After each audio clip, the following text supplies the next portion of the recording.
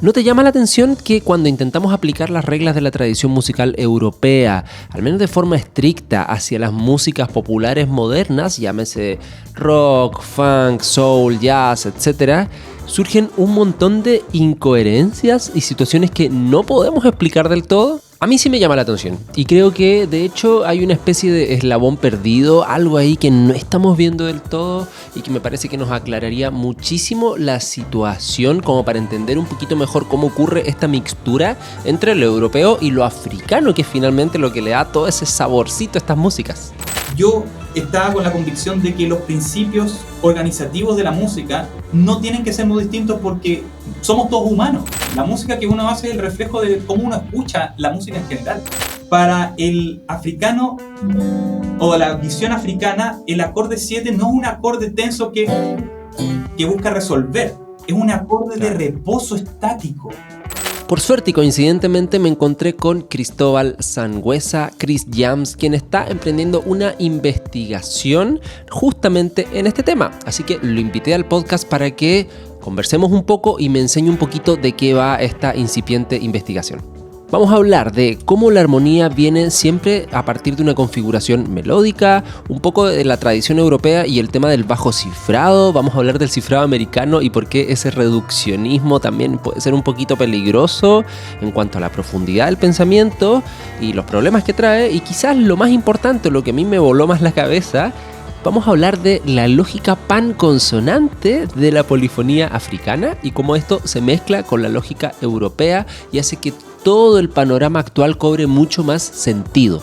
Estás en Buenas Músicas, el podcast de Creciente, donde cada mes abordamos un tema, invitamos a alguien y hablamos de todo lo que circunda a la música. Creciente es un proyecto educativo dedicado a la composición de música nueva. Visítanos en creciente.net, donde tenemos un montón de material, tanto gratuito como de pago, para crear más y mejor música.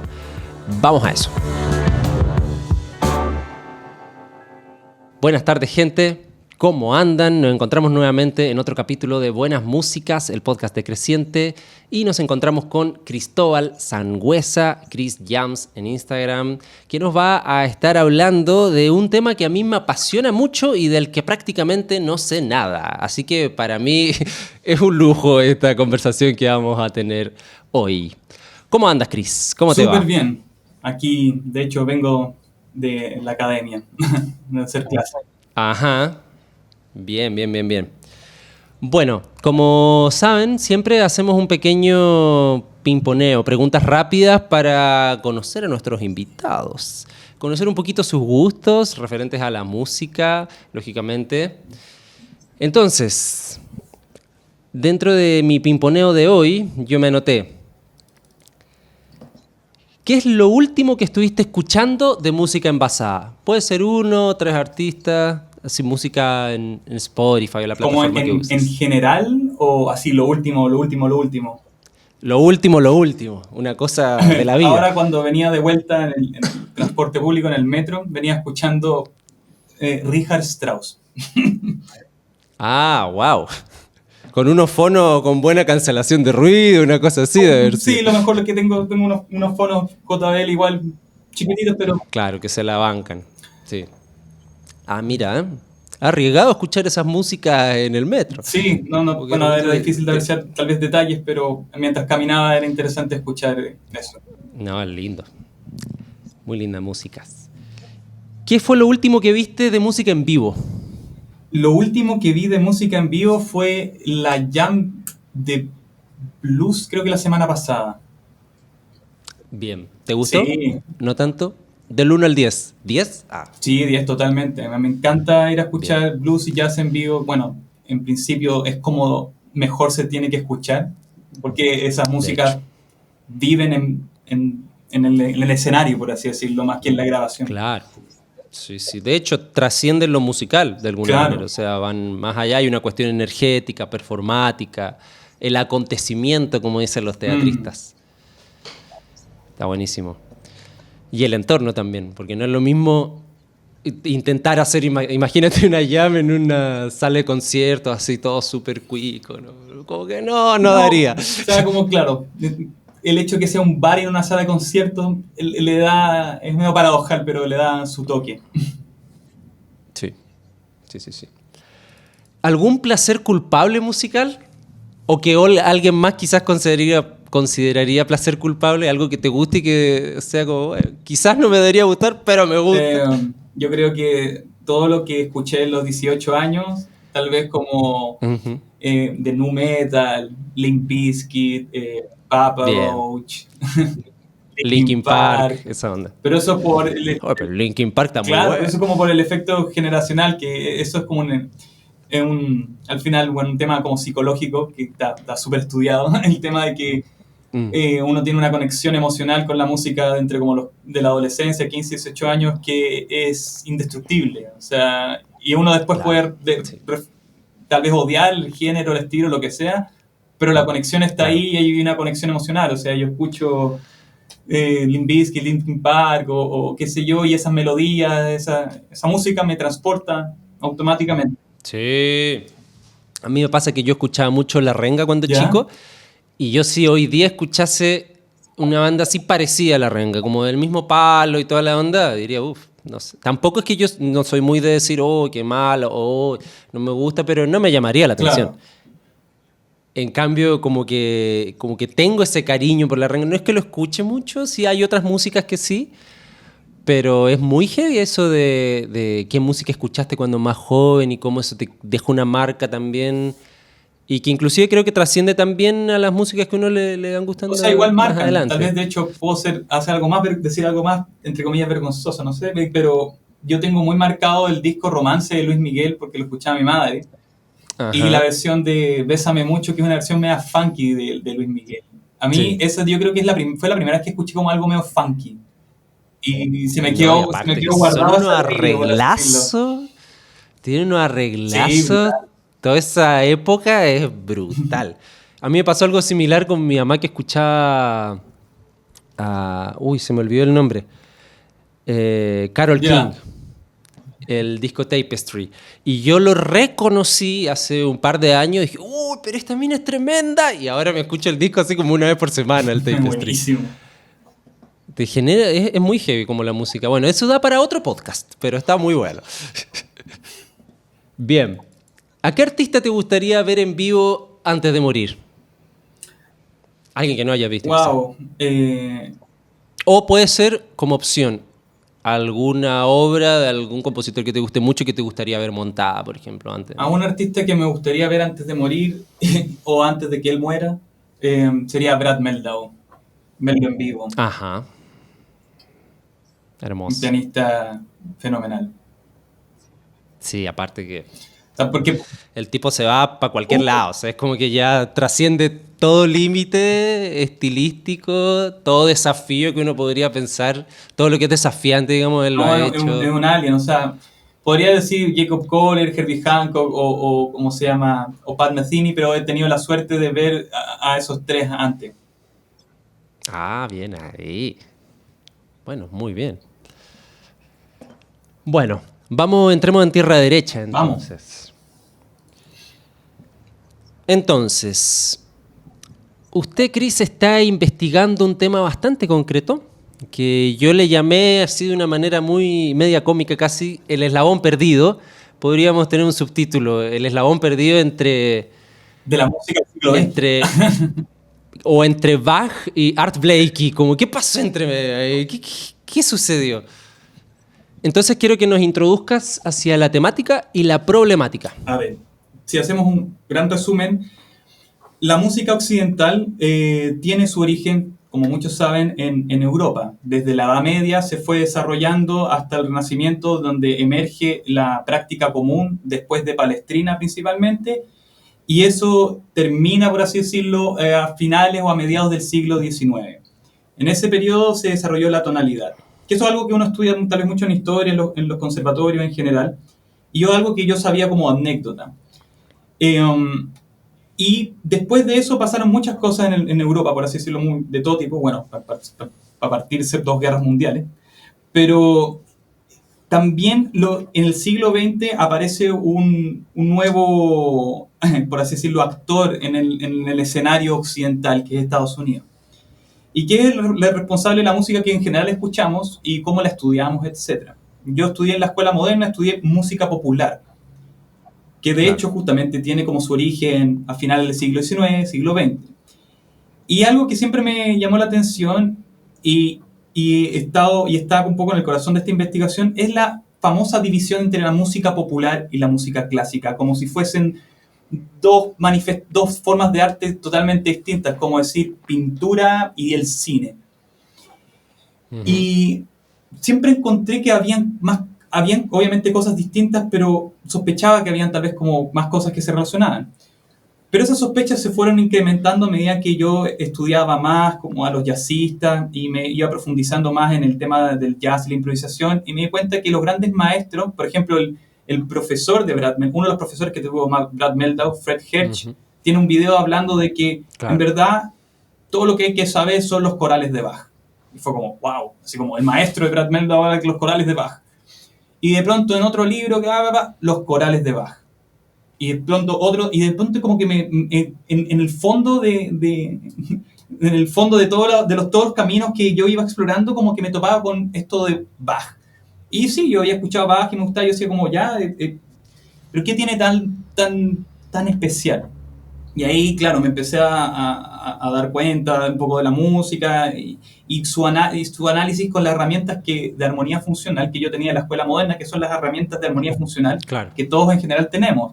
No, aquí el acorde primero, el acorde segundo, el subdominante, bla, bla, bla. Y como yo tenía la idea de cómo la tonalidad era como subdominante, dominante, tónica, 4, 5, 1, fin. Esa es la tonalidad, fome. Veamos otras cosas más entretenidas como acordes locos. Y eso fue mi Claro. concepción durante mucho tiempo. Vamos con las Claro, oncenas ¿dónde y está el color trecenas. armónico? Bueno, igual, bueno. Y todo empezó a cambiar cuando empecé a tomar clases con el maestro Agustín Calabrese, Que también fue que fue invitado al también invitado al podcast. podcast a finales del año pasado, porque yo estaba haciendo clases de armonía en un instituto y cuando yo hago clases a mí me gusta mucho estudiar y me gusta me gusta el cuestionamiento de los estudiantes, me gusta el espíritu universitario, no me gusta el dogmatismo, eso de como, oiga, profe, ¿y esto por qué? Porque sí, porque sí. Claro. Porque yo lo digo. Yo tengo un espíritu que es artístico, me gusta el arte, pero también soy científico. De hecho, si no hubiese estudiado música, probablemente hubiese sido algo relacionado con ingeniería. Me gusta mucho la física, me gusta mucho la astrofísica, me gusta mucho la matemática, me gusta mucho que las cosas cuadren lógicamente. Y cuando algo no cuadra lógicamente, me estresa. Claro. Entonces, eso viene muy bien como para el tema del análisis, etc. Pero la música no es lógica. No, la música es algo extraño porque es humano. Y el humano es tanto lógico como ilógico. Eso, bueno, eso es materia Tiene de todo. Somos unos seres bastante complejos. Bueno, el punto es que yo me empecé a dar cuenta de todo esto con una simple pregunta. Bach se entiende como el maestro de la armonía tonal, etcétera, bla, bla, bla. Pero algo que me hizo ver el Agustín y otro amigo en su momento también me hizo ver cuando le hice la pregunta, ¿cómo pensaba realmente Bach esto? Y algo me mató. Cuando Agustín me comentó que los conceptos de teoría funcional se hicieron o se materializaron a finales del siglo XIX, 1880. Claro. Y Bach es del 1650. Entonces, en matemáticas simples, esto no me cuadra. La teoría con la que alabamos a Bach se materializó 200, 300 años después de Bach. Entonces la pregunta es, ¿cómo pensaba Bach? Y ahí fue cuando Agustín me empezó a explicar el tema del contrapunto. Y yo había escuchado sobre el contrapunto y yo lo entendía como yo creo que gran parte de la gente lo entiende. Como una técnica así muy puntual y es como un estilo, algo medio antiguo, que es como justamente lo que decía. Varias melodías. Varias melodías, sí, muy bonito, pero eso es viejo. Y yo empecé con las clases con el Agustín. Y la fuga, claro. Eso no tiene nada que ver con Charlie Parker o Art Blakey. Y yo empecé a investigar libros, empecé a como abrir cajas de Pandora dentro de cajas de Pandora. Impulsado un poco en parte por el Agustín, pero por mi también inquietud científica, porque yo creo que por primera vez en muchos años empecé realmente a darle de nuevo asidero a mi inquietud musicológica y exploratoria, así como, ya, pero ¿de qué se trata esto? Aparte de que algo que siempre me llamó la atención de que todos los músicos que me gustaban tenían otras referencias y maestros anteriores. Me gusta Satriani, pero Satriani tiene inspiración Jimi Hendrix. Pero Jimi Hendrix, su maestro fue Albert King. Pero Albert King, y algo que decía como, ya, este jueguito de ir para atrás está muy entretenido, pero no, soy impaciente. ¿Dónde está el origen de todo esto? ¿Quién me explica cómo parte todo este asunto? Y de hecho eso me llevó a estudiar un poco de historia y decir como, ok, ¿dónde parte la polifonía? Ah, parte en Notre Dame, en Europa, con músicos que empezaron a explorar desde, o sea, músicos, monjes que empezaron a explorar desde el canto gregoriano, Claro. etcétera, etcétera. Medio Medio anónimo. anónimo. Entonces, de ahí empecé a armarme conceptualmente toda esta historia, esta narrativa, así como, ok. Y eso junto con las cosas del Agustín, bueno, voy a hacer un poco de promoción, pero le compré su libro, que es maravilloso. Yo también se lo compré. Y Está muy buenísimo. bueno. Y empecé a ver muchas cosas, pero hartas cosas no me calzaban. Y de hecho yo mismo mencionaba al Agustín, como que hay cosas que no me calzan con respecto al tema del contrapunto, la armonía tonal, que ahora estoy empezando a entender como la programación probablemente tal de esto. Pero me seguía sin calzar. Y un poco usando inteligencia artificial, yo creo que todo confluyó, porque hoy en día hacer investigaciones con inteligencia artificial es posible. Hay que corroborarlo y todo, porque las IAs se equivocan, chiquillos, ¿sabes? No, pero en medio año avanzaron 1,5 kilos. Entonces me puse a hacer preguntas a la IA. Empecé a tener conversaciones como técnicas filosóficas con la IA y y a través de eso llegué al trabajo de Gerhard Kubik. Gerhard Kubik es un etnomusicólogo vienés, que de hecho está vivo al parecer, que estuvo más de 3 décadas sumergido en África subsahariana. Compadre es un experto en la música africana.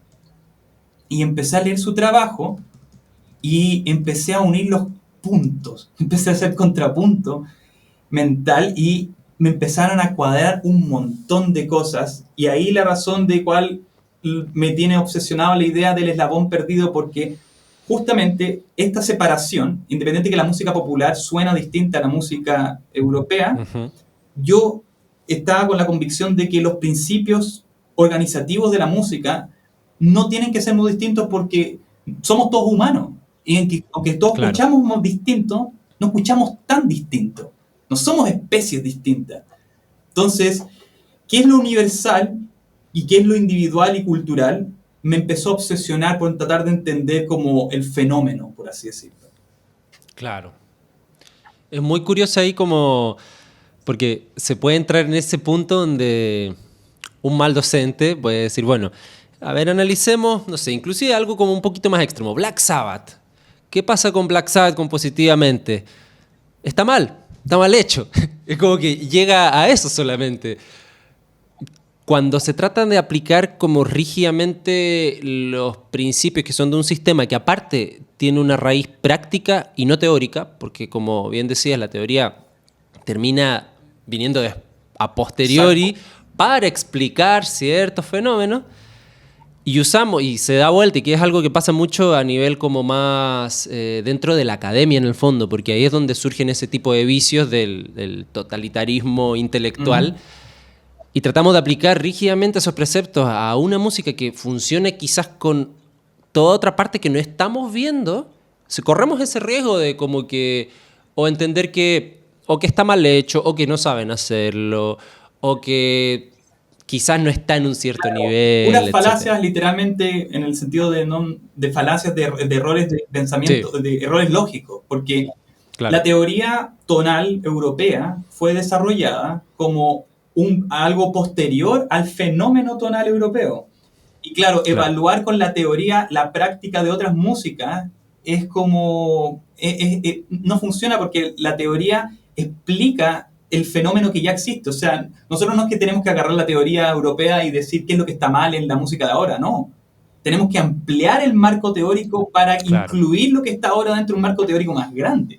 Y eso es justamente la idea de cómo encontrar un eslabón perdido que ayuda a entender qué es lo que es distinto y qué es lo que no, porque no es casualidad. Yo no creo que haya música mal hecha si es que no hay cuidado de parte del artista o de la persona. Puede haber música mal hecha si es que si es descuidada de la parte de la persona. Pero cualquier ser humano que tenga oído y pasión por la música va a hacer lo mejor que puede hacer con las herramientas que tiene. Y eso es un reflejo de cómo escucha. Porque si al final esa es la música que uno hace. La música que uno hace es el reflejo de cómo uno escucha la música en general. A mí eso me pegó muy fuerte cuando vi un video de Carl Harper hablando de cómo uno toca exactamente como escucha. Uno compone como escucha, porque es eso. Uno es el reflejo de lo que también uno percibe y se mezcla en uno mismo. Por eso también de ahí me cuelgo el tiro de la famosa frase de Nadia Boulanger de que uno no estudia música para escribir o hacer música. Uno estudia música para escuchar mejor. Porque de raya para la suma, ¿cómo hizo Bach lo que hizo? Lo hizo de oído.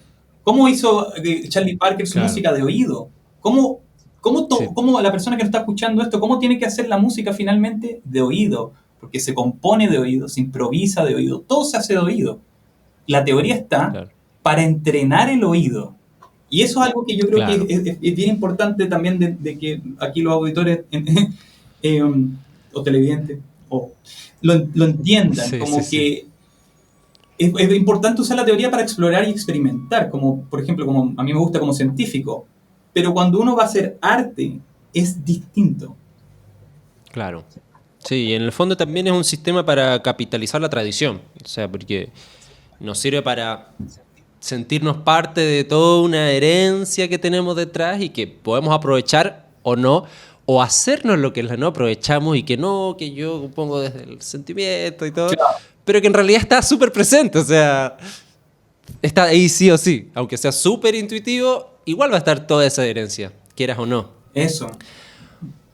Bueno, vamos a definir algunos conceptos clave dentro de lo que vamos a seguir hablando más adelante.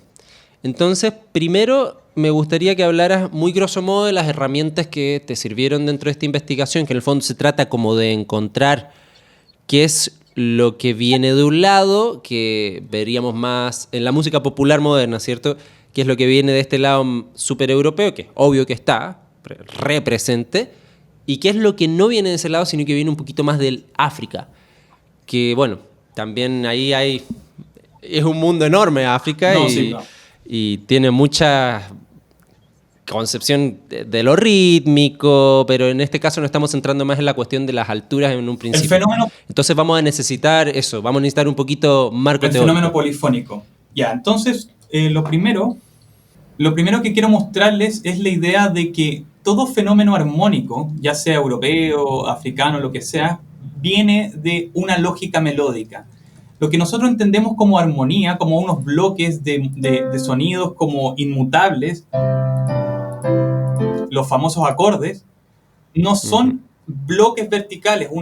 La lógica independiente que uno puede agarrar la guitarra y tocar como un bloque de sonido tras bloque de sonido. Estos bloques de sonidos se construyen tanto conceptual como literalmente desde melodías.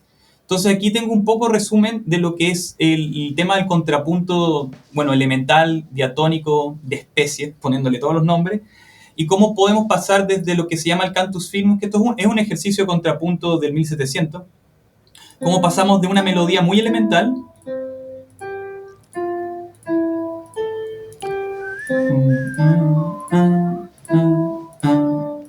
¿ya?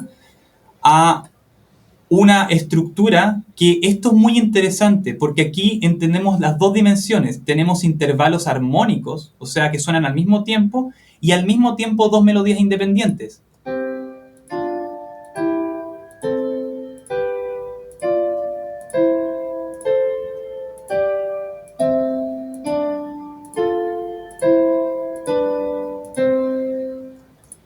Si yo sigo este proceso a tres voces, voy a tener ahora lo que literalmente se llaman acordes, que viene de la idea de como acorde, como de juntar cuerdas. Esto es básicamente la confluencia de tres melodías que me genera estructuras verticales llamadas acordes.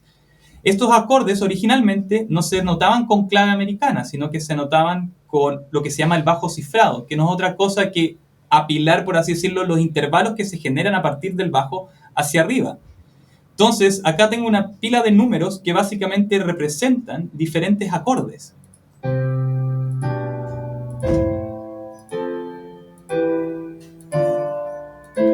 Uno podría pensar que esto está diseñado de un punto de vista ya armónico. Voy a pensar un acorde tras otro acorde. Pero, de nuevo, veamos cómo fue diseñado esto. Una melodía, a que se le construye otra melodía, y después otra melodía, y finalmente llegamos a 4 melodías que nos generan la idea de que tenemos un acorde consonante en cada momento, o un grado armónico, o una armonía.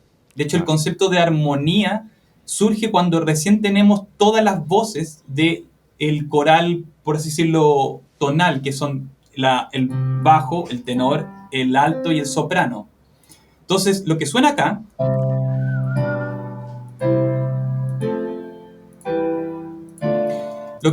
básicamente es una confluencia de melodías que, siguiendo ciertas indicaciones de contrapunto europeo clásico, me da por consecuencia una serie de acordes. Eso es lo primero. No voy a entrar tal vez obviamente en el detalle de cómo esto se manifiesta en toda la música tonal que escuchamos de Europa, pero esto fue lo que estudió Mozart, esto fue lo que estudió Beethoven, esto fue lo que estudió todos los grandes compositores, cómo crear texturas armónicas a partir de conducción melódica. Entonces no es que ellos pensaban en acordes y después pensaban en melodía. Para ellos, voy a hacerme una progresión. Claro, voy a hacer una progresión 1, 2, 5, 4, 3, etc. No. Ellos creaban melodías que en conjunto como que daban a emergencia, como que emergían estas progresiones armónicas. Por eso también aprovecho de mencionar que la idea de la armonía funcional que plantea Hugo Riemann, que fue un gran musicólogo, de analizar solamente como un poco los números romanos, o bueno, eso es la adaptación de la modernidad, que hoy en día uno habla solamente de los números romanos, como no, el quinto al primero, el sexto acá, el segundo, etc. Pero eso se ve como un fenómeno, literalmente, es como sacar una dimensión del fenómeno. Pensémoslo de la siguiente forma. La armonía y la melodía son parte del mismo fenómeno tridimensional.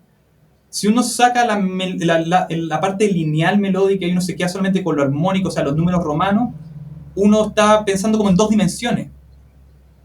Eso fue lo que a mí me pasó toda mi vida. Yo siempre analicé la música y el repertorio desde 2 dimensiones, desde la armonía funcional. Claro. No, esto es un segundo, esto es el subdominante, etc. Pero eso es como en un papel ver una esfera.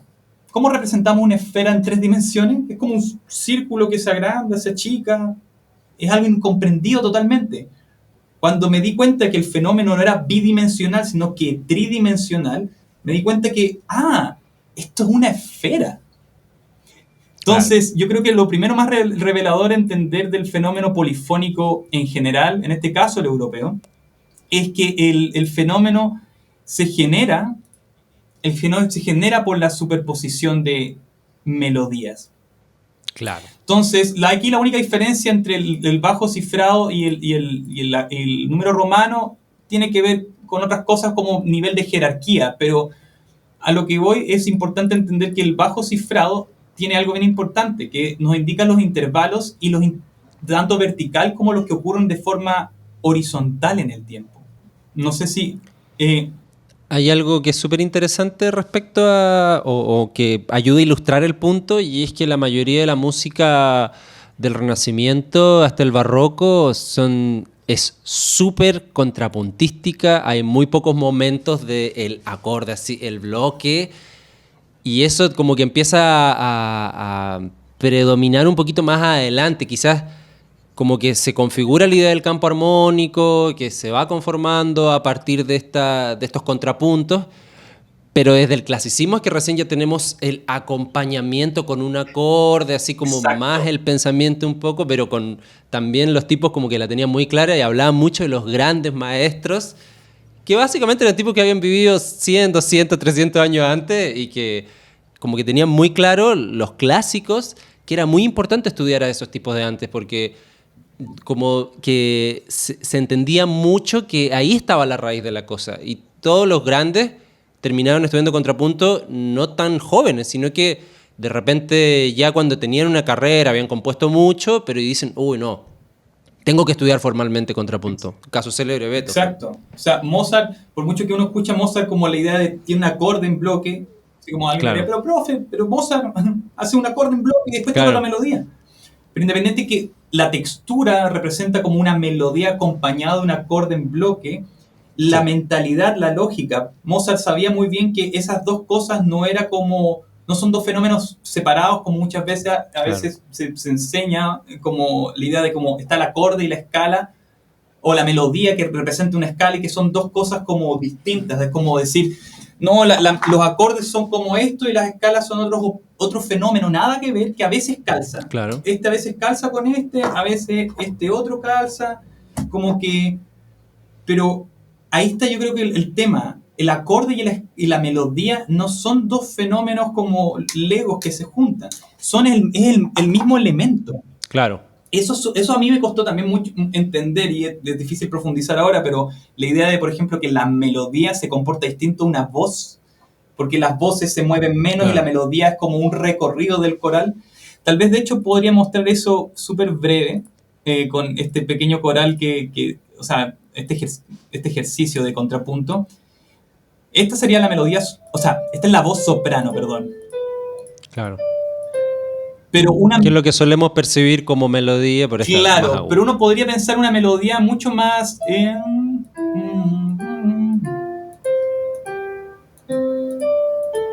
una melodía que como que rescata distintas partes del coral, como que una melodía como que tiende a recorrer un coral, por así decirlo. Es bastante extraño, y justamente hay que estudiar el contrapunto para poder como integrar los fenómenos.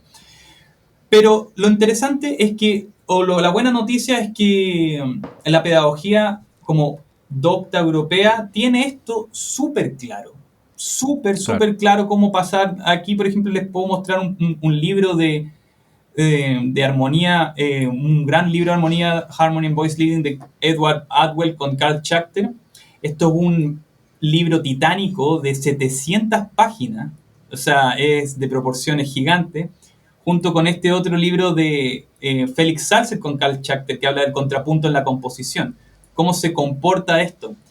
Esto está súper bien estudiado. De hecho, aquí podemos ver gráficos súper complejos de cómo la armonía y la melodía interactúan de forma totalmente integrada. Representar eso a veces puede ser bastante complejo. Ahí debo decir que justamente la persona que integró esto de forma genial fue Henry Schenker. Claro. O sea, Henry Schenker como que visualizó la polidimensionalidad o la tridimensionalidad del fenómeno polifónico tonal europeo, de que esto no es que son acordes o melodías, sino que se dio cuenta que es todo parte de un fenómeno. Y justamente él tomó el contrapunto de especies y conceptualizó la idea de que esto está aplicado en todo el repertorio. Porque lo que pasó con el contrapunto de especies, a todo el que haya estudiado o vaya a estudiar contrapunto de especies, lo que le va a pasar, lo que le pasó de hecho a músicos desde también el 1700, es que la pregunta es muy simple. Cuando empieza a hacer los ejercicios, están estas reglas de las quintas paralelas, etc., uno dice como, pero eso no me calza con el repertorio. Si yo agarro esto, y de hecho hago el mismo Bach no me calza con las reglas. ¿Cómo Bach rompía las reglas? Y bueno, y si yo comparo eso con jazz o la música actual, es peor todavía, como que no, es que es nada que ver. Y lo que pasa es que eso fue lo que se dio cuenta Schenker. Schenker se dio cuenta de que los ejercicios de contrapunto son ejercicios de conducción, es una abstracción del fenómeno. Es más abstracto, no música literal. Claro. Y él demostró con sus teorías de contrapunto prolongado o cómo eso, a través de otras técnicas más exóticas, por así decirlo, se encuentra en la música. En otras palabras, Fuchs, con su Gradus ad Parnassum, que es el contrapunto de especies, está dentro de Bach, está dentro de Mozart, está dentro de la música. Como un esqueleto. Pero claro, pero es como invisible, porque es como, yo creo que la forma como lo estoy explicando últimamente es como, el contrapunto de especies es como entender de ingeniería, como el tema de construcción de materiales, como que el concreto está hecho de arena, de hecho, cemento, arena, es como una mezcla bien particular. Uno cuando ve un edificio, uno no ve la arena.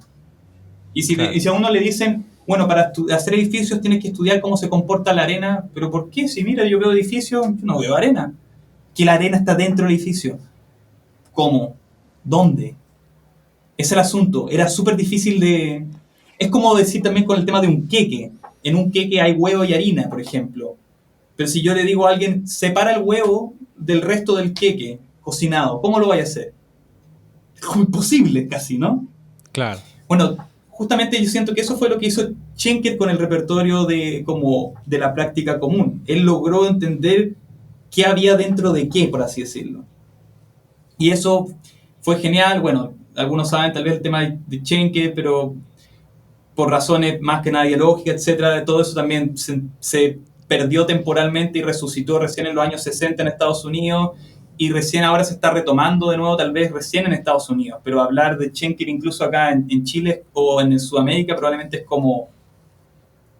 ¿quién es Schenker? Claro, Bueno, sí, porque... sí. Ha salido al baile bastante en creciente y es cierto que se está revalorizando su trabajo.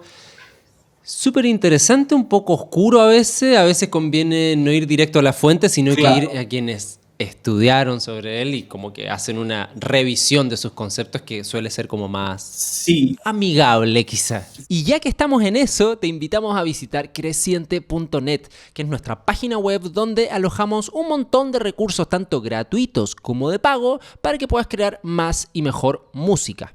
Así que te esperamos en la página web. Volvamos al podcast. si leer a Schenker mismo, uno, es difícil, dos, se van a encontrar con su biografía que es rimbombante, por decirlo menos, especialmente en la actualidad.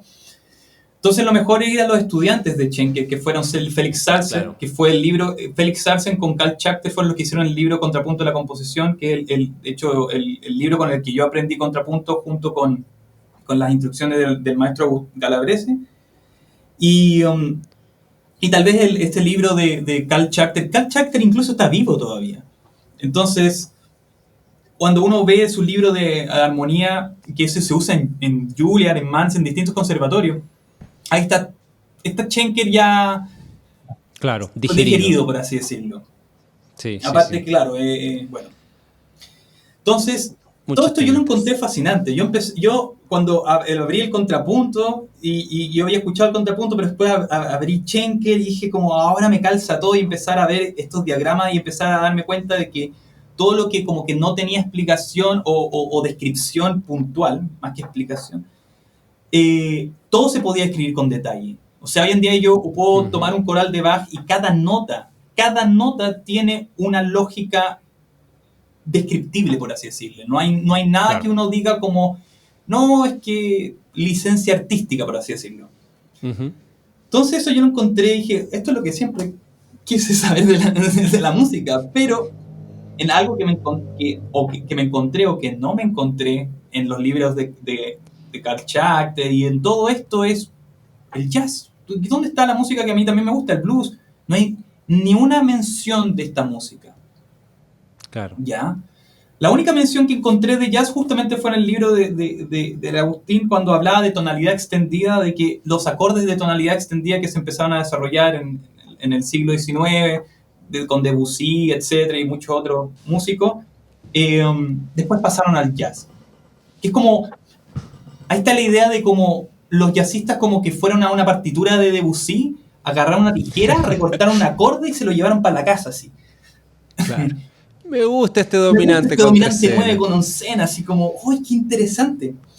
Independiente que eso pueda haber ocurrido, de hecho, estudiando harto un poco ese punto histórico, Scott Joplin, que es un poco el padre del ragtime, el ragtime siendo como uno de los estilos como padre o madre del jazz mismo. Scott Joplin tuvo formación clásica con un músico alemán que le enseñó Schubert, le enseñó Chopin. Por eso en la música de Scott Joplin encontramos muchos recursos similares a Chopin, similar a Schubert, pero con ritmos que son propios de otra parte, de África. Sí. Entonces... Bueno, ahí como dato de color, Gershwin también quiso tomar clases con Ravel. Mira, Ravel ya estaba medio viejo y le dijo que no, básicamente. Pero el tipo era muy aficionado a esas músicas también, o sea... No era que los tipos estaban encerrados en las suyas, No. o sea, estaban bebiendo constantemente. Es que hay que escuchar de todo, hay que abrirse. Ahí me voy a poner medio Jacob Collier, pero todo el mundo tiene algo que decir y una forma de expresarse, y todos merecen ser escuchados y estudiados, por así decirlo. Bueno, y lo fascinante de esto es que como yo empecé a tratar de entender ¿dónde exactamente estaba el punto de quiebre? Porque aquí hay algo raro, especialmente también desde el punto de vista de la pedagogía.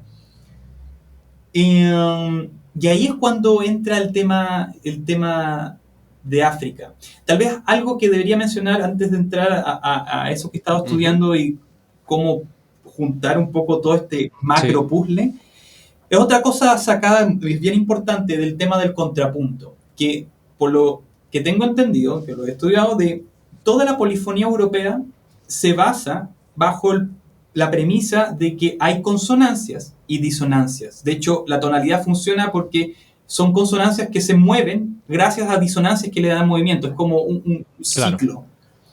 Pero para que exista un movimiento de consonancia a disonancia, tiene que haber una separación de ambas.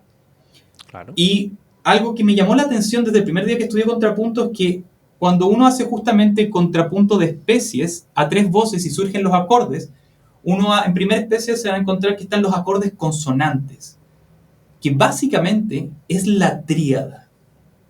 La tríada mayor o menor, de hecho la mayor es más consonante que la menor, pero acá tengo un pequeño diagrama de los acordes que se dan a 3 voces en contrapunto, que son básicamente combinaciones de diferentes intervalos consonantes. De nuevo, como que los acordes consonantes surgen de intervalos consonantes, tanto perfectos como imperfectos. No quiero entrar en detalles técnicos, pero lo que sí quiero mostrar es que el proceso de sumar estas melodías y el bajo el pensamiento de como que hay cosas consonantes y disonantes, nos entregan 2 acordes consonantes que son tríadas completas, que es el 5-3, que básicamente es la tríada mayor en como primera, en posición fundamental, y un 6-3 que es una tríada mayor o menor en primera inversión, entre comillas. Estos otros que se dan, de hecho, básicamente son parte de lo mismo, pero como dice aquí, son tríadas incompletas. Entonces, esto me llamó mucho la atención. Porque para cualquier aquí televidente dice como, pero como tríada mayor, ¿y qué hay del acorde Mach 7? ¿O qué hay del acorde que vi el otro día en YouTube? Que era como un acorde como así, que sonaba tan bonito. Es que eso es disonante. ¿Cómo que es disonante? No, es que de hecho el acorde en segunda inversión, el 6-4, eso ya es disonante. Claro. ¿Cómo? Disonante, pero si suena muy bien. Y está mal. ¿Por qué es disonante? Y ahí está, yo creo que el meollo del problema. La consonancia y la disonancia es algo que es, en fin, en última instancia tal vez algo personal, pero también es cultural. Uh-huh. No todas las culturas conciben la disonancia y la consonancia de la misma manera. Y eso es algo radical porque eso implica que todo su sistema musical, en este caso hablando de la polifonía, todo su sistema de armónico polifónico, va a orbitar en relación a lo que ellos consideran consonante o disonante. Porque como que la música como que evoluciona por sí sola. Entonces cuando algo es más disonante que a un grupo de personas culturalmente, eso empieza a dejarse de lado o empieza a separarse. Inevitablemente uno separa lo que quiere que suene bien o lo que suene mal. Que de hecho es como la forma más simplista de decir consonancia y disonancia, pero claro. Lo que pasa en el sistema tonal es que la consonancia y la disonancia conviven en un justamente sistema que los ordena. Un tratamiento específico en donde la disonancia tiende hacia la consonancia. Para que interactúen. Pero ahí está el tema. Justamente cuando la tonalidad se extiende en el siglo XX, se extiende desde la idea de que la disonancia, hay cosas que eran disonantes que dejan percibirse disonantes, o la consonancia se extiende. De hecho, ahí yo entiendo la extensión de la tonalidad desde un punto más como conceptual, donde literalmente la concepción de consonancia se extiende de la tríada a algo más allá como la tétrada o los acordes con novena. Claro, de hecho ahí hay como un tema súper concreto que es de que en el fondo las séptimas en primera instancia consideradas disonantes tenían un tratamiento en una época que es una resolución descendente que después se empieza a omitir eso. Después las novenas, en los dominantes en primera instancia, porque siendo el dominante el momento de tensión, permitía más disonancia en su estructura. Claro. También esa novena primero se resuelve y después ya salimos del dominante.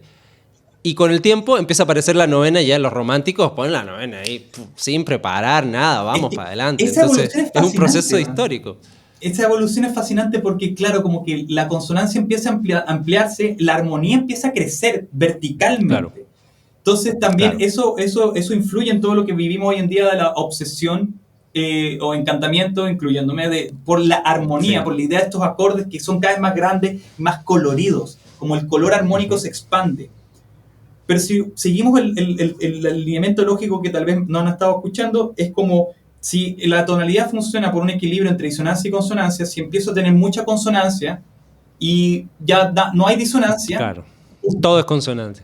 El sistema empieza a quebrarse. De hecho, un poco la tonalidad empieza a quebrarse por la idea de la consonancia y la disonancia en desequilibrio. Donde podemos irnos eventualmente en el bolón de Schoenberg con el dodecafonismo, donde la disonancia se emancipa y ya no hay consonancia y disonancia, sino que es todo igual. O todo es consonante o todo es disonante, no sé ya cómo se puede ver, pero se deja de tener como dos fuerzas que como que están conversando y se desaparece. Uh-huh. ¿Por qué menciono esto? Porque aquí es donde entra África. Lo que he estado leyendo de Gerhard Kubik, que es este etnomusicólogo, es que en África hay una concepción de disonancia y consonancia, pero ellos tienen una visión consonante mucho más amplia, que viene de quién sabe cuánto tiempo. Bien, como que ellos venían con la tonalidad extendida de antes, pues bueno, ellos no tenían tonalidad. Claro.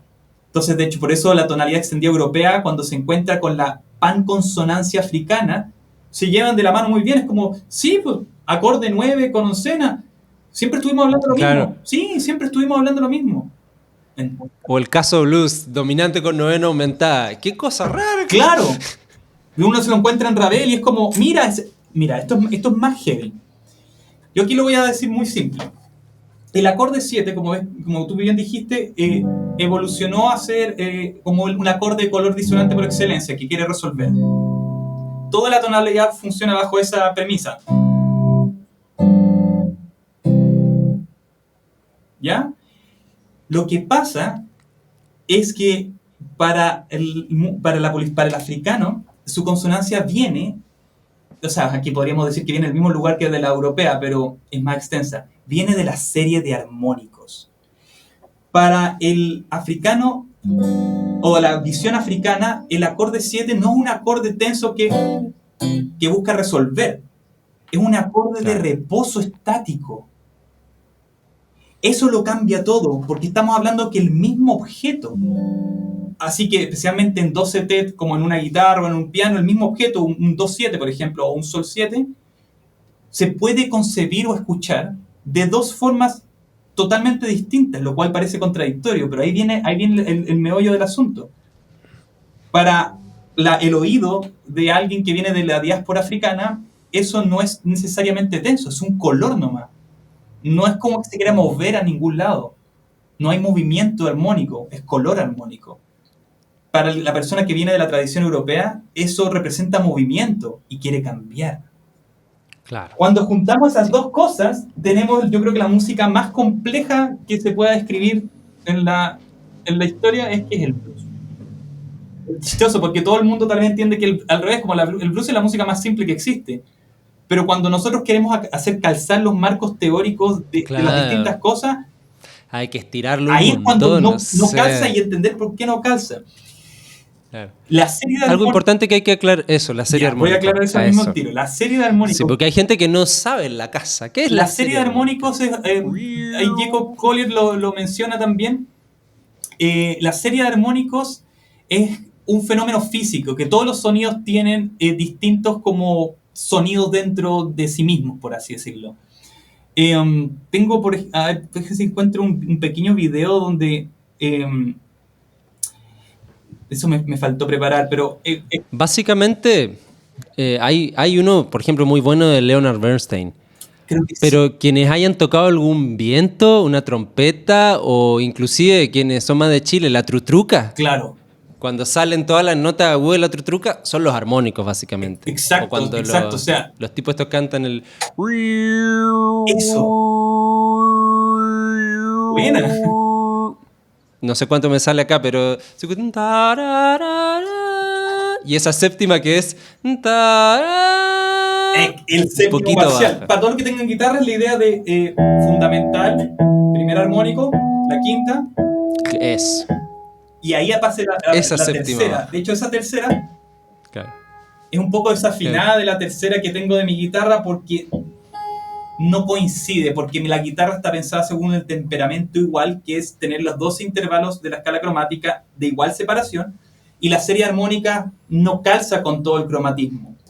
Eso también da para largo, pero no quiero indagar en detalle con eso, pero lo interesante es que los primeros parciales de la serie armónicos es una tríada mayor. Hay muchos videos de Jacob Claro. Corey también que... De hecho, si lo que acabáis de hacer se escucha. Uno en una trompeta, uno puede hacer una tríada mayor con puros armónicos. Sí. De hecho, hay técnicas que es glissando armónicos. Por ejemplo, entonces, también la idea de la tríada mayor, ¿de dónde lo sacaron los europeos? De la serie de armónicos. O sea, tal vez con conciencia, sin conciencia, porque esto viene, la serie de armónicos viene estudiada desde Grecia. Entonces, es un fenómeno Claro. también bastante natural. Y aquí viene, yo creo que la guinda, joyita. la guinda de la torta. Si nosotros nos acercamos, ¿qué es lo que dice Kubik? La consonancia africana viene de la serie de armónicos, pero es porque la consonancia africana, los sonidos eufónicos africanos, no solamente se quedan en la tríada, no se quedan en los primeros armónicos, avanza Claro. hasta el séptimo parcial y el noveno parcial. Si vemos de aquí esta imagen de la serie de armónicos, los armónicos van haciendo distintos intervalos. Hasta el sexto armónico tenemos una tríada mayor, do, mi, sol. El cuarto parcial, el quinto parcial, esta es la tríada mayor. El séptimo parcial es una séptima menor un poco desafinada o bastante desafinada que no alcanza a llegar de nuevo a la octava. Y después el noveno parcial es la novena. Y esto sigue hasta llegar de nuevo a la octava. Incluso hay un armónico que es literalmente el tritono, que es la oncena sostenida. Claro. Sí, que mucho ahí hay una gran pelea entre que no, que es justa, no, Claro. que es sostenida, porque está como justo a la mitad. Y ahí Prácticamente. viene, querido Pancho, lo más exótico de todo, que si uno piensa que la consonancia armónica africana viene de la serie de armónicos y tenemos todos estos intervalos y los adaptamos a 12 tet, ahí es cuando ocurre la magia. Porque, por ejemplo, un acorde 7, que es una séptima menor, Claro. el séptimo parcial adaptado, es un acorde dominante. Si le ponemos el noveno parcial, es un acorde 9. Y me dice como... Esto es James Brown. Sí, Claro. porque para James Brown esto no es un acorde dominante. No es un acorde que domina otra cosa, que de hecho que va a resolver esto. Eso nunca va a la bemol. Eso se queda ahí, estático. Estático como un color. Porque lo que se mueve en la música africana es, como muchos pueden adivinar, es el ritmo. Sí, de hecho, ahí hay un tema súper interesante porque primero que aparece automáticamente el blues y que todo es 7. Todo es 7, pero primero 7, cuarto 7, quinto 7. Y segundo, hablando del ritmo, de que la lógica rítmica africana, yo he estado estudiando ritmos africanos últimamente y es radicalmente distinto inclusive a lo que pensamos en esta estilización de los ritmos africanos que entendemos nosotros a partir de todas las músicas de raíz africana, que no sé, el funk, y decimos, bueno, que el bajo va con el bombo, sí, hay como un poco movimiento, variedad rítmica, hay un groove, un tejido rítmico, pero cuando uno va a los ritmos africanos, del batá, por ejemplo, directamente, te das cuenta que los tipos son unos contrapuntistas, pero así es brutal el contrapunto rítmico que se arma. O sea, no queda Exacto. ni una semicorchea sin tocarse. Exacto. Eso Kubrick lo llama interlocking. El interlocking Claro. es la idea de que tienes ritmos que encalzan como un engranaje con otro. Entonces Claro. se complementan, como decís tú, toda la subdivisión. Solamente que uno es el complemento de otro. Y es un poco como el contrapunto también. Es que Cuando estudiamos contrapunto en quinta especie, la idea es que siga caminando y que una línea tenga actividad cuando la Exacto. otra no tiene. Eso es brutal porque, claro, en África no evolucionó la polifonía del contrapunto como evolucionó en Europa, porque ellos Claro. se estaban enfocando en un contrapunto rítmico. Por eso en el jazz, en toda la música con raíz híbrida, porque no solamente raíz africana, sino que raíz Claro. híbrida, Sí, sí. el ritmo es generativo, es que eso es importante. El contrapunto y las melodías, o el contrapunto y la armonía en la polifonía europea, es generativa. Las melodías emergen del proceso. En Claro. África, justamente, las melodías emergen de un proceso rítmico. Porque si lo pensamos como modulación, como si fuese un sintetizador, si esos ritmos nosotros modulamos con esos ritmos una sonoridad estática como un acorde, van a aparecer melodías. Pero Claro. las melodías emergen desde otro proceso, emergen desde procesos rítmicos con una armonía estática de color, por así decirlo.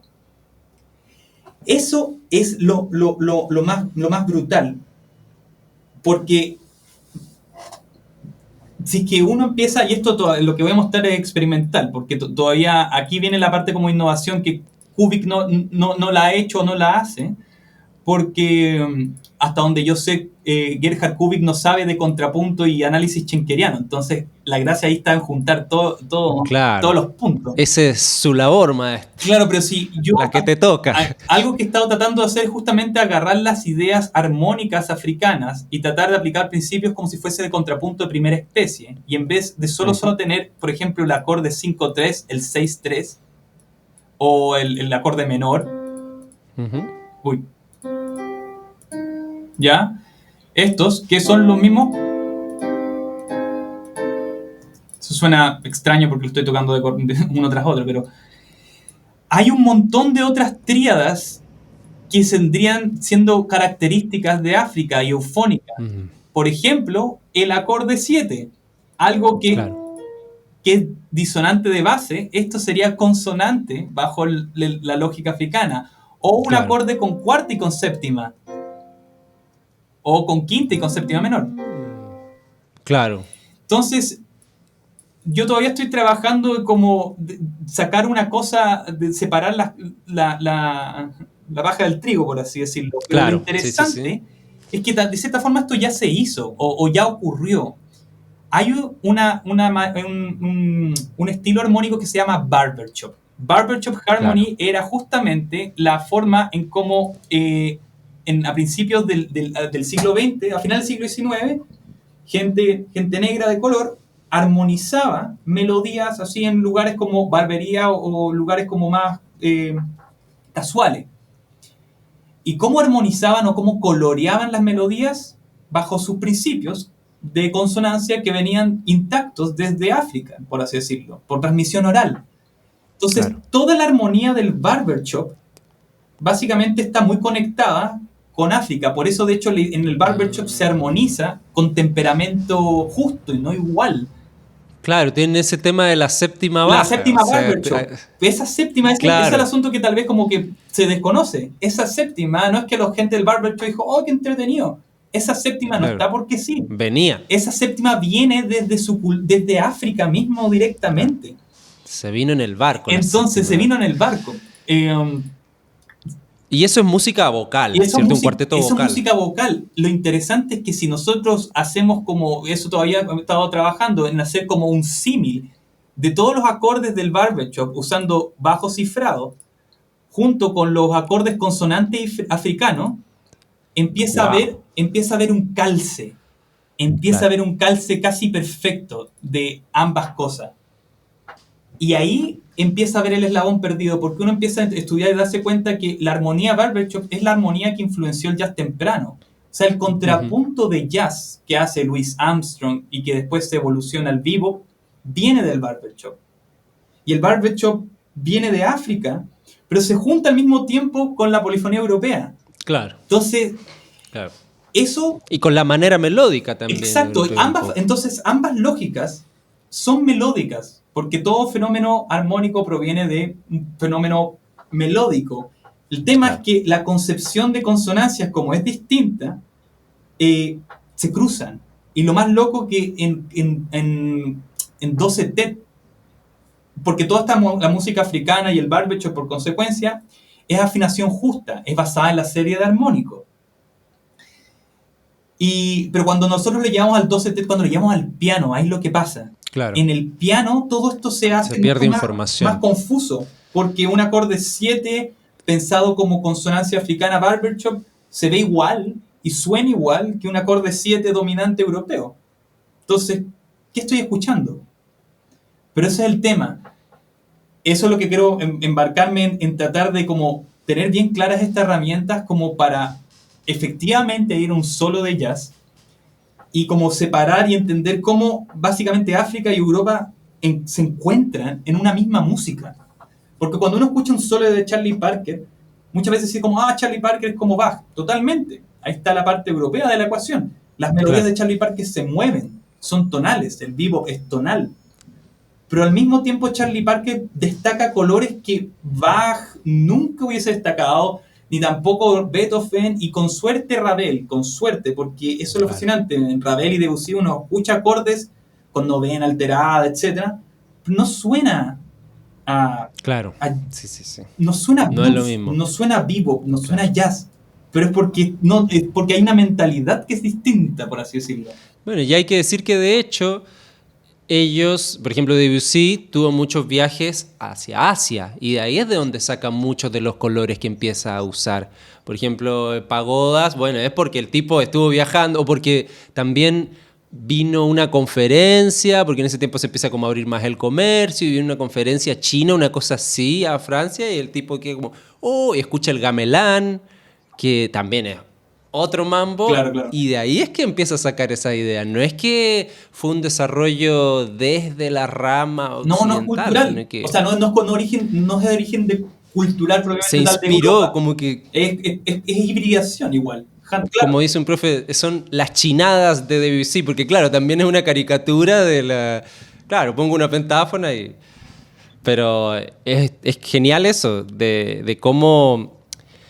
Hay como algo que es interesante también, así como para ir haciendo una pequeña conclusión, de que en algún punto, así como se hizo ese estudio a posterior de todo el desarrollo de lo que conocemos con la música y la práctica común, es importante hoy en día hacer lo que estás haciendo tú justamente, este trabajo de investigación a posterior, considerando que el jazz en todos sus inicios, pese a que hoy día lo consideramos como una música muy académica, nunca lo fue. O sea, como hasta los años 50 es que recién se empieza a academizar y como eso se aborda desde una mirada muy práctica, especialmente en Berklee, y ahí aparece el tema como de meter cifrado americano para todo, como que es algo que en realidad analíticamente no te sirve, pero prácticamente te sirve mucho, porque en el fondo te pasan los acordes y tocas y vamos, y voy a tocar un crucero y no me sé ni un tema y lo toco todo, lo leo.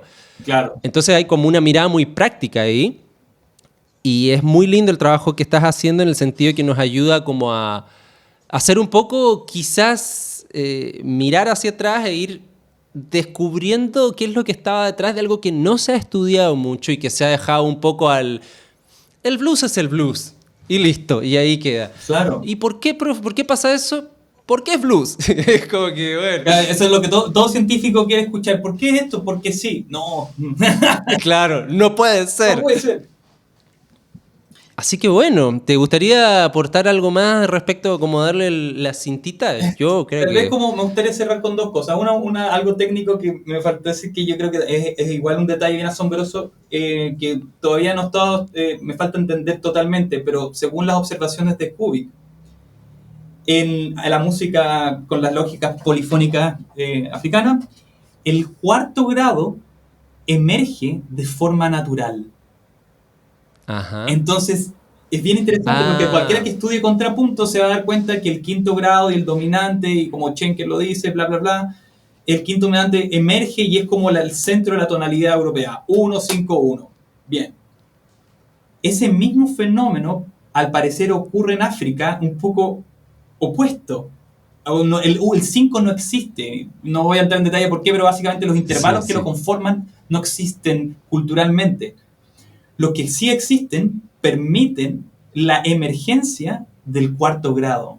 Esa es la razón por la cual en el blues el cuarto grado es mucho más prevalente que el quinto. De hecho, el quinto está mucho más restringido. Sí. Aparece solamente al final para darle un impulso. Y aparece en el compás 10. El compás 9, perdón. Pero muy breve, y después pasa al cuarto. De hecho, esa pasada, si yo estoy en do mayor... Claro.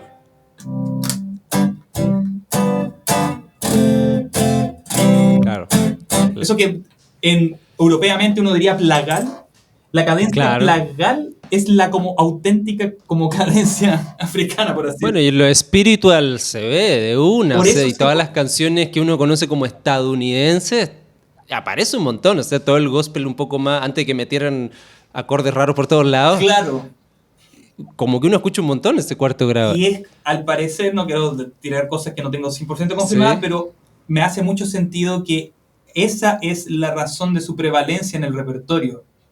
Entonces, eso lo encontré poderoso. No quiero abrir una puerta demasiado grande, pero ahí está el Lydian Chromatic Concept de George Russell. Claro. El concepto lidio cromático, y que para él el cuarto grado es la tónica de toda la música. O sea, es una cosa muy loca. Es que tal vez Russell se llevaría bien con Kubrick, por así decirlo. De eso tengo que estudiarle a la confluencia, porque de hecho justamente Kubrick menciona que es más loco, porque para el africano el cuarto grado ni siquiera es como un dominante especial para ellos, porque no hay como una lógica jerárquica. De hecho, el cuarto grado emerge como una segunda tónica. Entonces, pensar como una tónica secundaria el cuarto grado es algo muy potente. Por eso, de hecho, cuando uno analiza música popular, todo lo relacionado con el cuarto grado es muy, muy prevalente. Y el quinto está a veces más, a veces menos, pero... Sí. Bueno, eso... Y esas grandes zonas de subdominante, que pasa a ser un concepto un poquito corto, no se dan tanto en la música del repertorio de la práctica común. No. Que haya como grandes zonas de cuarto grado, como que ya aparecen como modulaciones quizás, pero es algo que se encuentra mucho ahora, digamos. Claro, y eso es lo que siento que he estado encontrando como un poco tal vez la descripción, la explicación de ese fenómeno. ¿Qué es lo que me gustaría tal vez cerrar? Es como un mensaje tal vez de la idea de que uno hay que estudiar historia. Yo creo que nuestro rol más importante como músicos, como educadores, es que hay que estudiar historia. Nada de lo que ocurre afuera, con respecto incluso obviamente a cosas no musicales también, es como aparece de la nada. Todo tiene una conexión histórica que cuando uno entiende ese proceso, uno puede realmente hacer cambios sustanciales en el momento actual, por así decirlo. Y dos, es la idea de que justamente yo me he dado cuenta que están estas dos grandes fuerzas, como el movimiento polifónico, representado por la tonalidad europea, y la idea de color armónico, que está representado por básicamente todas las otras culturas y conceptos más abstractos, porque ahí Europa empezó a jugar a los acordes con matemática, y ahí ya tenéis todas las posibilidades, todo lo que es el Thesaurus o Oliver Messiaen, así como empezar a hacer ya... Sí, el espectralismo inclusive. Empezamos a abrir el acorde de formas inimaginables. Y eso está bacán. Pero lo que yo creo que encuentro brutal, porque creo que es importantísimo que hoy más que nunca hay que estudiar contrapunto de especies, porque una cosa es colorear, pero otra cosa es poder diseñar un discurso melódico, una narración melódica que se mueva en el tiempo. Y eso lo hace la tonalidad. Debussy, ahora cada vez entiendo más que logró su sonido porque él venía de una tradición de poder construir algo, y una vez que construyes algo, lo puedes colorear como queráis. O sea, una vez que ya sabías hacer música linealmente, tú después puedes ponerle como el barbershop. De hecho, no es extraño que los primeros, los estándares de jazz, las composiciones, antes de los años 50, eran principalmente hechas por gente blanca europea. La gente de color y los jazzistas en general empezaron a componer después de los 50 y los 60, pero uno ve All the Things You Are, Jerome Kern. ¿Quién era Jerome Kern? un compadre que venía de tradición europea, que nació en el 1800, George Gershwin también de hablar, etc. Entonces, yo creo que la clave para una musicalidad del siglo XXI que sea así como a lo Jacob Kohler, qué sé yo, es entender estas dos cosas. Si uno puede hacer música tonal y después colorearla con todos los conceptos que hoy en día existen, o sea, el cielo es el límite. Pero para eso hay que entender que la tonalidad es algo claramente más complejo y más rico y más interesante que decir 1, 4, 5, 1. Claro. ¿O no? Sí, y eso que no entramos mucho hoy día en el tema de los bajos, que bueno, hay mucha tela por cortar. Pero claro, sí, bueno, buenísimo. Yo creo que el poder estudiar tonalidad, porque si hoy en día, imagínate, Pancho, hoy en día Beethoven, con todos los colores armónicos que existen hoy en día, lo que podría hacer. O sea, es una locura. Porque lo que hicieron esos compositores con 3, 4 colores, básicamente pensando el acorde mayor como consonante, o bueno, el acorde de la tríada como consonante, es maravilloso. O sea, el ingenio musical, contrapuntístico para hacer toda la música que hicieron, pensando en que no tenían otro color más que la tríada mayor, porque hoy en día, claro, hay acordes para el mundo, y es entretenido agarrar acordes, colores armónicos, y hacer contrastes. O sea, por ejemplo,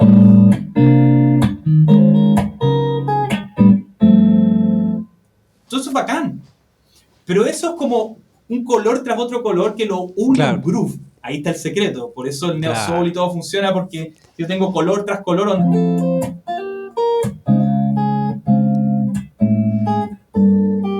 Y como que funciona en el tiempo por un groove. Pero no necesariamente porque la que tenga estructura. Claro, tiene estructura. Eso yo creo que es como lo que podría dar como cierre, porque eso sí también como lo que a mí más me ha impactado, como que ahora yo recién quiero como resetear mi carrera compositiva, por así decirlo, y las cosas que empezaba a hacer teniendo la tonalidad y el contrapunto en mente, es como jamás yo me imaginé poder hacer como música de principio a fin que sonara tan redondo. Claro, sí. Eso yo creo que es potentísimo. Muchas gracias. Muchas gracias por ese cierre también, muy lindo. Bueno, antes de despedirnos, ¿en qué está ofreciendo musicalmente? ¿Clases? Bueno. ¿Cómo está la agenda de clases ahí? La agenda está abierta. Yo hago clases en un instituto llamado CHT, acá en Santiago de Chile, pero claramente también hago clases online, hago clases Vamos a poner todos los datos aquí abajo, le vamos a pedir a Jera que los ponga después. Hago clases, para la gente que vive en Santiago, en Chile, hago clases en mi departamento, pero principalmente online también, clases de guitarra y clases de composición y armonía. O sea, como ya les dije, como que quieren estudiar contrapunto, yo feliz les enseño y empezamos a combinar eso también con los colores más exóticos que la modernidad nos trae. Buenísimo. Bueno, muchas gracias, Cristóbal. Fue un placer, aprendí un montón, la pasé muy bien. Como todos los podcasts, es un regalo poder hacer estas cosas. Y te deseo mucha suerte en tu investigación. Lo que falta aún, que siempre es un montón, porque cada vez que uno descubre algo, resulta que se abren muchas ventanas y puertas más. Pero es muy noble la labor que estás haciendo, muy interesante. Así que te felicito y te insto, ahí te doy mucha fuercita. Muchas gracias. Ahí vamos a ponerle bueno. Y nos veremos en la siguiente. Nos veremos, gustazo. Y a la gente de la casa, no se olviden ahí de contactar a Cristóbal por cualquier cosilla. También si le quieren preguntar algo sobre lo que estuvimos hablando hoy día, él estará dispuesto. Vamos a dejar todas las datas acá abajo de contacto. Y nos vemos en la siguiente. Buenas músicas. Chao, chao.